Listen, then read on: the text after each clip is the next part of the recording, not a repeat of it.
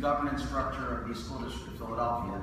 And I think that reflects the years of work this body has done, the concern it has had over the quality and governance of our public schools.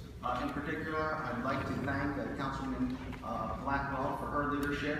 She has had numerous hearings on public education, bringing in national experts, and I've had the pleasure of having 2 joint hearings with her regarding best practices and global standards. There is not much that we can do with the schools, contrary to what a lot of the public thinks. We don't run the schools, we don't manage them, they don't respond to us.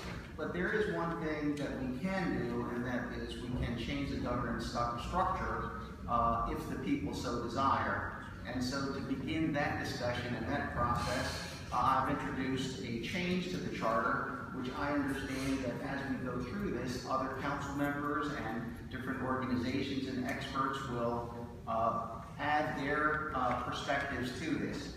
I'd like to say that I have based this on the hearings that we've done, the testimony that we received from people like Professor Linda Darling-Hammond and others.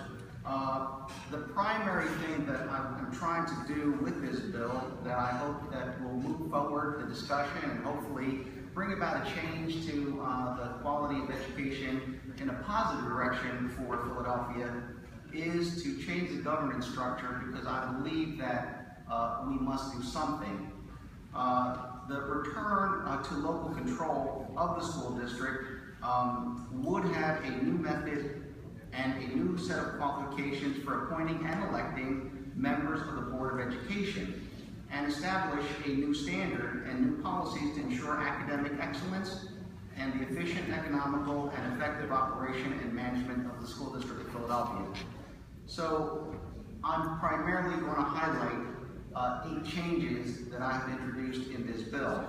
The first is that the membership of the board would be increased from 9 to 13 members, and with that, the board would function as a board with oversight and less day-to-day operational involvement. The board would then select the superintendent, as it does now, but also the general counsel, the chief financial officer, and the chief technology officer. In addition, the board would fix the compensation of the superintendent, general counsel, chief financial officer, chief technology officer, chief of education, and chief of vocational education and training. The board would elect its secretary and treasurer, removing that function from the superintendent. It would have annual third-party financial and performance audits with reports to the mayor, city council, and the city controller. The city controller would appoint the inspector general and set the budget. The superintendent would provide an annual state of the condition of the Philadelphia school districts and address to city council, and have quarterly meetings with the mayor, city council leadership, chair of city council's committee on education, and the city's chief education advisor. In addition, it would require the district to establish a nonprofit fund to be used for each and every school in the city of Philadelphia.